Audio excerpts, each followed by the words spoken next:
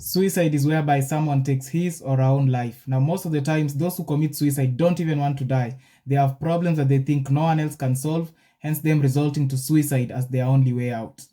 Nimetoka kubonga na bridge kwa tenje nasema tusake ido I'm on my grind shughuli mbideshi squeeze beef juu mimi ni goat don't my phone kama si do namba ni. Studies done by the National Institutes of Health along the coast late last year was able to paint us a bigger picture for the reasons why people are committing suicide at the region. Topping the list was interpersonal and relationship problems. Now, this may include romantic conflicts like separation, breakups, or even divorce among the youth and the old people as well.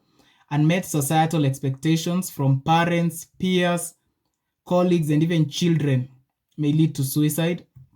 Debt traps was also listed as a reason.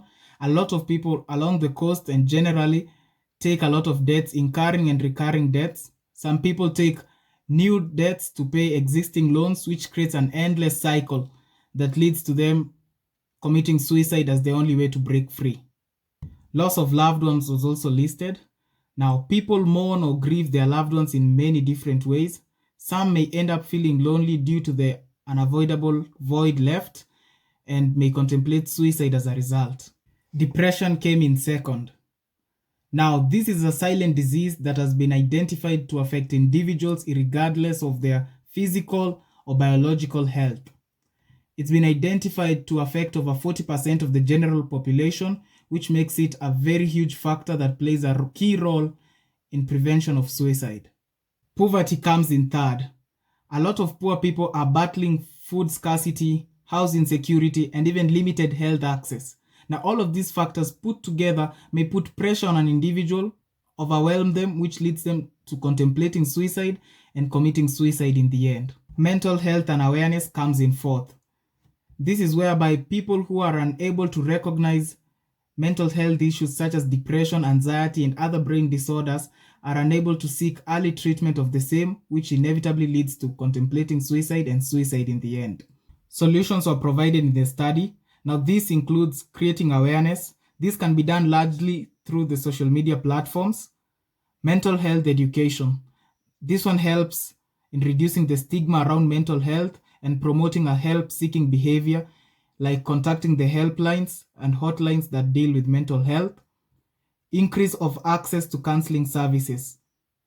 Restriction of suicide means. Decriminalization of suicide itself. This can be done by the government. Encouraging religion and spirituality. Personally, I believe all religions around the world value life and maintenance of life itself. Investment in the provision of mental health.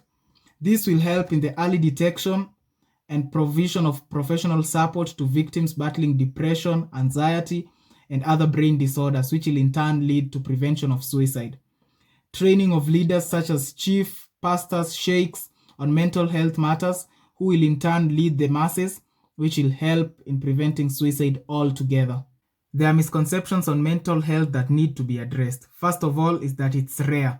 Contrary to that opinion, mental health issues are very common. Studies have shown that they affect a significant amount of people in the general population. Studies also show that 1 out of every 4 people are likely to experience mental health issues across their life. Second is that mental health illness is a sign of weakness.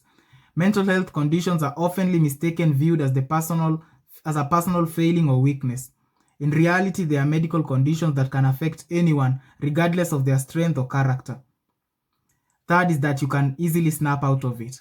As much as medical health conditions affect brain function, they can also present themselves through physical symptoms, which need to be treated or are detrimental to the human health.